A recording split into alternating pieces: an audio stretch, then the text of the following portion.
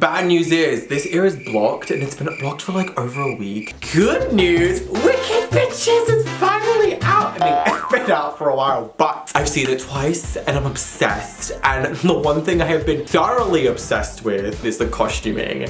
And we're gonna be talking about my opinions after we discuss why I love the costuming. Basically, think of this as my love letter to Paul Tazewell, aka the costume designer for Wicked. Hi, I'm Styleboy, and obviously I'm making the love letter to Wicked's costume designer. Like, when I tell you, a bitch is pumped, a bitch is excited. And also, before we begin, thank you for all the love on my last video, which is basically me just having an autistic rant. I just really need to set it out, and I'm glad so many people related to it and understood, so thank you so much. And if you want to see that side of me, obviously after watching this video, go on that. But let's get into the best parts of all, the clothing and the costumes for Wicked. Let's go. So basically, I feel we have to give a brief introduction to Paul Tazewell himself, who is a costume designer who's not only worked on a couple of movies, you know, including West Side Story, the 2021 edition, but he's actually worked on a lot of musicals. Like, when I talk a lot, like he's basically done half of Broadway. And he's actually worked on Hamilton's costume designer, and I think won a Tony for it as well. So I feel like John M. Chu was so smart for choosing him, because especially this is a musical to movie adaptation. I feel like it's so smart to go directly to someone who's worked in the theater to kind of bring them to life. It just makes sense, you know? And secondly, especially Wicked, so much of it is quite fantasy, and it's such a massive part of world building. And that's kind of one of the strengths of the original theater show. It has so much world building inside of it. Whoever's seen the actual production, you can see that Wicked definitely builds an entire world on a stage. It's one of the most impressive sets, I think, and productions in that terms I've seen. So I feel like you need the costumes to do that as well, and to compete and to be equal. So I feel like this was such a smart decision. And honey, the payoff is there. These costumes are absolutely incredible, and I'm obsessed. And I'm gonna start off with my favorite girlie. Can you tell? I feel like I give her energy. Is Glinda. I'm obsessed with half of her outfit. She's definitely the one with the most costumes because of money. She's rich, and I feel like you could definitely tell that privilege within its costume design, within the terms of shapes and silhouette and the color. Like, I'm so glad that they kind of stuck with just pink and they didn't go with so many different colors like they do in the show. Like, I know in the original theater show they go with like baby blue and like lemon and like mint and pink. I'm so glad they just stuck with pink, because almost in a way it kind of mirrors Alphaba, which just shows their privilege within society, which is that, like, for example, Glinda, despite only wearing pink, has so many different costumes and so many different looks. Alphaba, also wasn't poor, she's the daughter of a governor, is treated so much less than Glinda, so doesn't have loads of costumes. I think she has, I want to say total like 4, versus Glinda has probably like, I want to say 10. And I feel like you can tell also, like, with the way that they dress, or the way that Glinda dresses, her purpose, which is to be liked, to be nice, because to be good or nice is to be seen as popular. And especially with a lot of the set design and the school uniforms also being quite pale, like more leaning towards like the pastels. Having like a pastel pink makes you stand out, but in a way that's like agreeable. It's like palatable. It reminds me of the Taylor Swift rant that she does in Miss Americana, where it's like talks about like change the way that's new and exciting for us, but in a way that's like comfortable. It's like she's doing that. And also the connotations of pink, and particularly a baby pink, it's very girly, it's very feminine, but it's also very like playful and light and innocent. When we look at color psychology, that's where it is. There's 2 times that Glinda really breaks out of that, and that is one at the Oz Ballroom, and secondly at her room. And they are the 2 times that she is willing to be not as agreeable as everyone else. So with the Oz Ballroom, which by the way is my favorite costume, it is a very vibrant pink. It's got a lot more red to it versus like the bubblegum pinks that are a lot more cool toned. And with that, it's the one time where she actually breaks the status quo and dances with Alphaba at the Oz Ballroom. Oh, also by the way,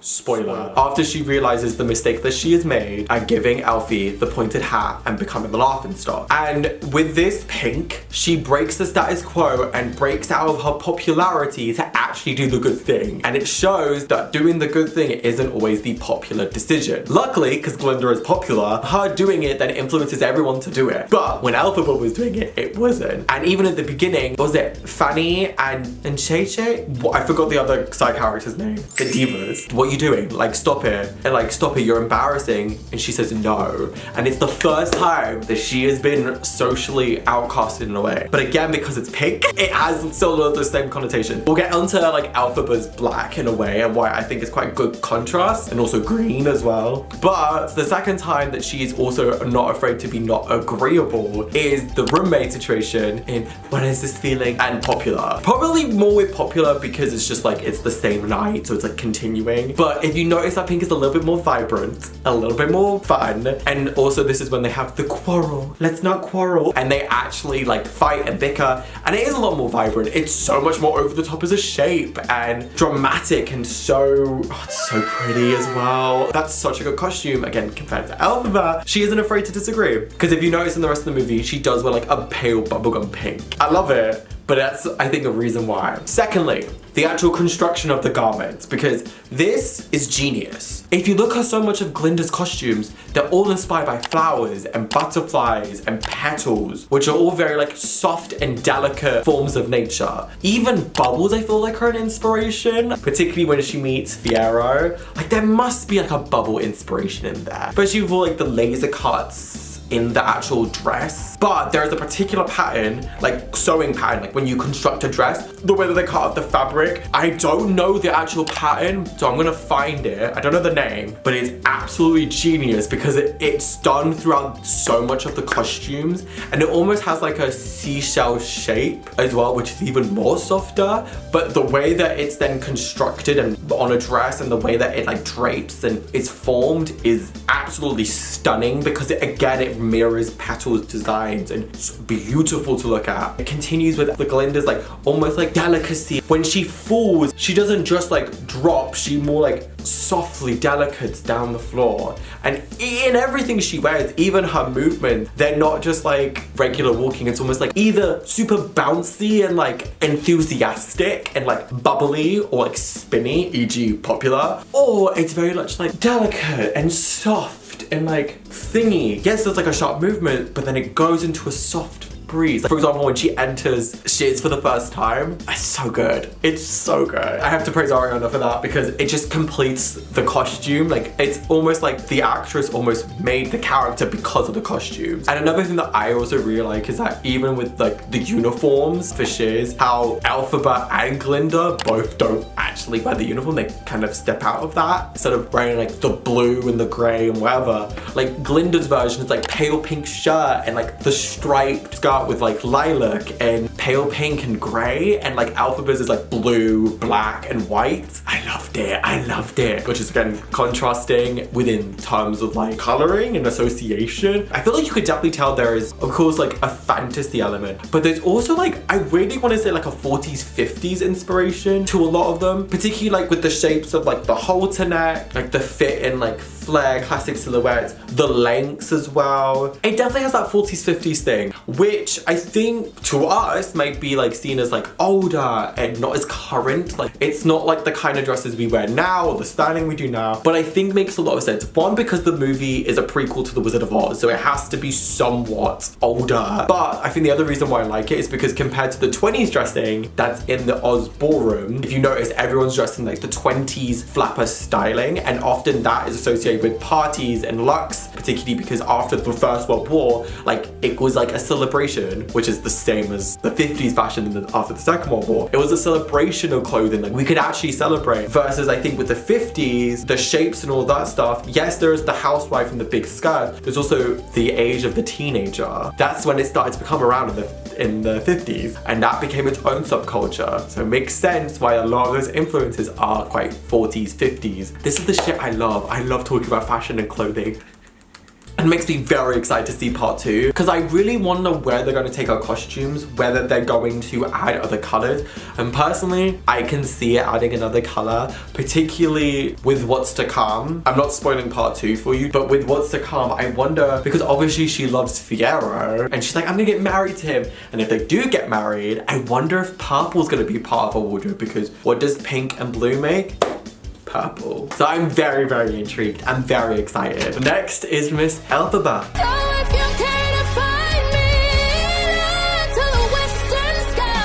Now, Elphaba obviously has significantly less costumes than Glinda. Now, obviously that could be because of money, but Elphaba is the daughter of a governor. But then that is because of privilege. Glinda has so many more costumes. They basically spoil her, but Elphaba obviously hasn't. Elphaba's dad, who's by the way is the biggest dick fucking ever, blames Elphaba for Nessa's disability, which is so sad. But because of that, it's also reflected in her costuming, where she isn't given so many different options. She's not given so many different choices of what she can wear and fabrics and colors and stuff like that. She's being stuck to black because she has been outcasted by her father firstly. And black oftentimes is associated with being outcasted and villainized, particularly when paired with green skin. It's giving classic Disney villain. Every Disney villain has a fucking green and black somewhere. So it's reading us back to that connotation of what green and black is together, which is very, very clever. My other favorite thing about this dress is that when you look carefully, which I did the second time I watched, is that there is so much detail to this dress. It's not just like a plain black dress that she's just wearing. Even the hat has so much detail to it. There is pleats, there is puff sleeves and loads of different ruffles and so many different textures together. And this shaping and these textures are inspired by mushrooms. So for me, I feel like this is really important because mushrooms, there is a lot more texture and detail than meets the eye. Oftentimes when we think of nature, and particularly when we think of fashion in nature, we often go straight to like flowers and butterflies and trees and leaves and all these like more softer things and more delicate things. Like even insects are a really good example because there's like softness within their structure, and mushrooms are very chunky. But when you look really, really carefully at mushrooms, there are so many different patterns and so many different textures that are in mushrooms. So I think taking inspiration from that, another thing that's kind of a lot of time been outcasted, it's so clever. And so when you do look at the dress, you can really like see every single detail. I absolutely love it so much. It's absolutely incredible to look at. And even the way it moves is so structured and tailored. It's very rigid, it's very structured, it's very constructed.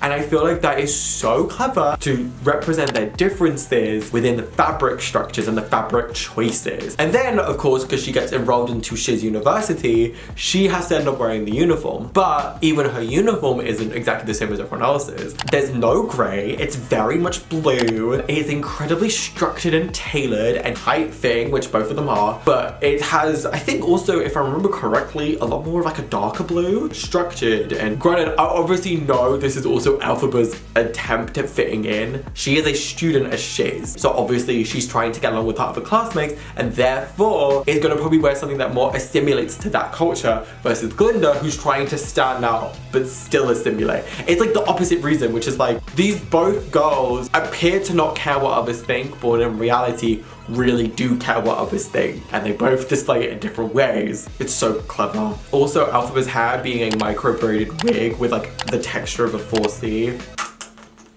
It's so good because also the movement of the hair is absolutely incredible. Like the way that, especially when she tosses it, it looks so good. And I love that. I think it is a callback to the original musical because her hair is very wavy, but it's also nice to represent black culture within Elphaba's role, of course, because it's being played by a black queer woman. So why wouldn't you represent black hair? It's so nice. And again, the way that it moves and the way that it's done is absolutely amazing. I absolutely love it. Honestly, for Elphaba, like the hair and makeup team, Her green skin looks like skin. Like, it doesn't look cartoonishly green. It doesn't look like face paint. The hair is so nice. I think also we can talk about with her, even the way it's styled. She very, very rarely, if ever, puts her hair down. I think she starts off with it in a braid. The other thing is that the only time that she really has it down is in Popular, and she's comfortable with Glinda to be vulnerable because she is also vulnerable, so that's why her hair is down. Her hair is always tied up, and I really like it. I think it's such a smart one.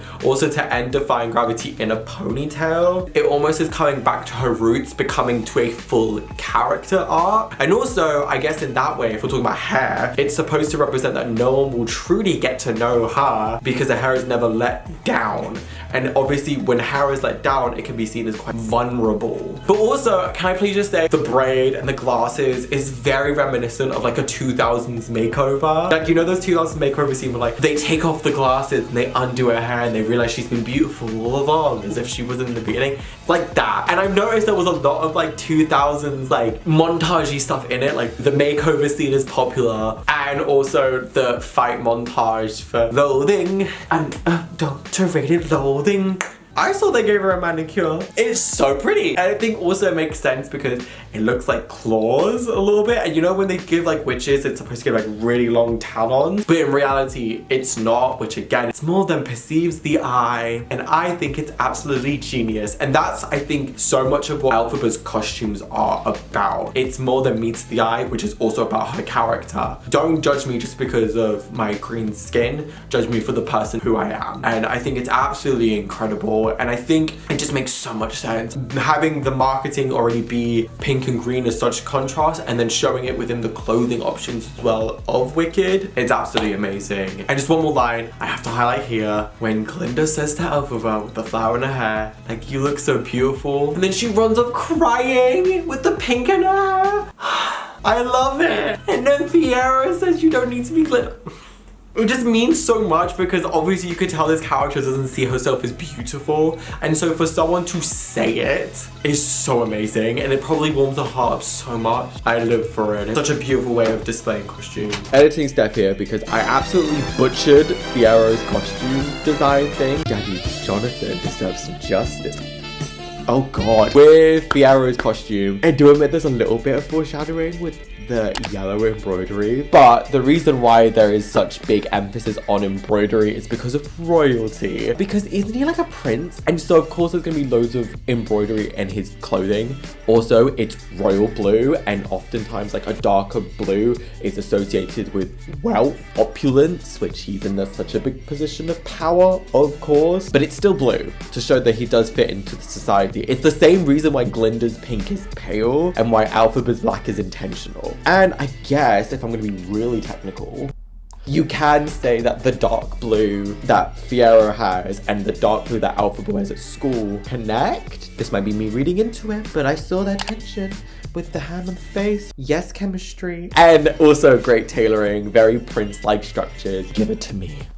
And then Madame Marble looking like the bad bitch that she is. Love it. And I love that I think while she's in Shiz, she does wear a lot more warmer colors as well. And her shapes are so grand. And again, almost look like a magician. There's definitely like draping and loose fabric within it. Then when she goes, he's the Oz, and it's green and tailored to mirror the allegiance with Oz. And it's also Michelle, so she is giving intimidation. I love when costumes can almost bring a character even more to life, and I think this is what this movie does so well. Like the way that these costumes bring people to life is absolutely genius. Like even with the Shiz uniform, how it's like so mirrored, and people are wearing skirts and trousers, and I know that he said it is to represent gender fluidity and gender inclusion, which I was like, hell yeah. However, there is some things I'm gonna need part 2 to watch before I go into a deep analysis on every single costume, especially because some characters didn't really get shown as much, or simply their story is just not finished. So for example, Elphaba and Glinda, I was gonna go into development of their costumes, but I need part 2 to see how it becomes into their own. Like I'm very intrigued in that. There's some characters I need more show time for them to talk about their costumes, like Fiero, Nessa, Bok, and in general, I'm so glad there is a part 1 and part 2. So when it comes together, I can do like basically like an hour video fangirling about it.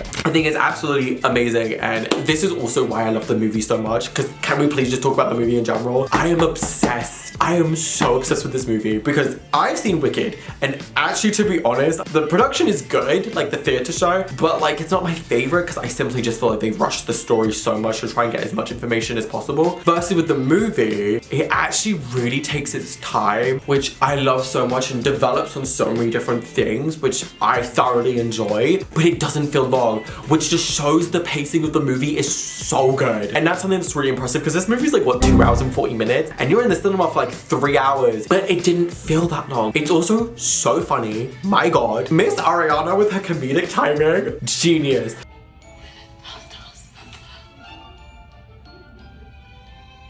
That's a choice. I just love that like everyone was so on board with the comedy of it. Like so many funny moments from each character, and I love it. I also love all the nuances that are brought to life because Elphaba is played by a black woman, because the original play, and even this one, has heavy undertones of race, and even this being portrayed to life is so obvious, and I feel like is there, and of racial divide and of racism, both implicit and explicit racism. It's so there, and I think you can even see it within the effects of Elphaba, which is, for example, feeling like you have to defend every action you make and explain yourself. I know that's definitely a feeling of being othered, because as soon as they were in the thingy, she's like, I don't know why I care, I don't know this, I don't know that, and Thea was like, whoa, stop. I know that feeling. That's like the feeling of being so other to the point where you have to be almost on defense about your actions. I think that's so true, and I think that's so relevant. It's also quite funny. But not funny, haha.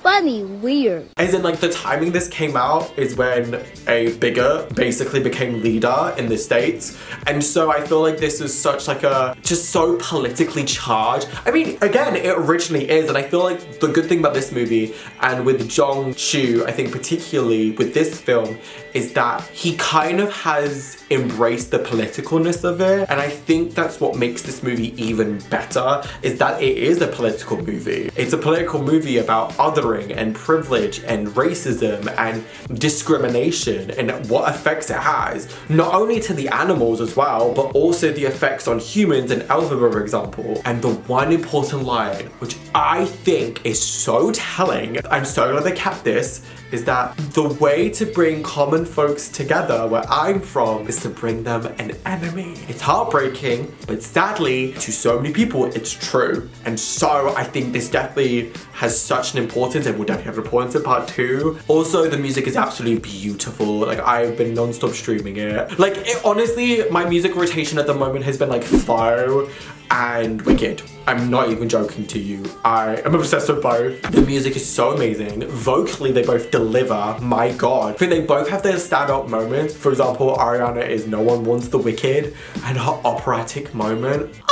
And then Cynthia right at the end with Defying Gravity. And I think what's really good about Cynthia's performance in particular is that you can feel every single thing, which is why I think so many people were crying. I know I cried. Not weirdly at the Osborne scene, although that scene hit me here. It hit me right in my chest. I could feel my chest being heavy. I cried at I'm Not That Girl. And then I cried at Defying Gravity. But like the tears were just coming down my eyes, but I was smiling with so much joy. Like it felt so cathartic for her, and it felt like a, oh yeah, let's go. I love it. Jonathan Bailey, my husband.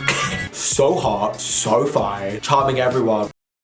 I have to tell you something, Tammy. Yes. The way I would him, Really? it's not even funny. Honestly, probably had one of my favorite songs of the musical, Dancing Through Life. And that scene in general is insane. Like the clocks and it. And the choreo and everything, it's just absolutely amazing. I think that's one thing with Jong Chu that we can guarantee is like he did such a phenomenal job, and I think it definitely explored so many more nuances I really enjoyed. Bad and memorable, bad bitch acting, singing was fine. She only sings once though. Bach, kind of a pick-me.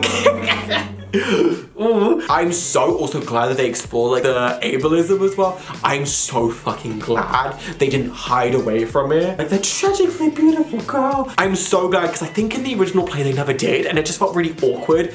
But in this, they actually explored ableism, and I think that's what leans into like Elphaba's more caring tendencies, because she's had to look after and care for Nessa as a child. However, Nessa, girl, you better defend your sister. And the way she just looks pissed and annoyed at the ending. Great actress, by the way, but Nessa, girl, shut the fuck up. I think that's mainly it. I really hope you did enjoy this, and basically my love letters for the costume designer. This movie is seriously one of my favorite of the year, and I might watch it for a third time. I do hope you enjoy it, and I shall see you in 2 weeks' time for the album of the year. Love y'all.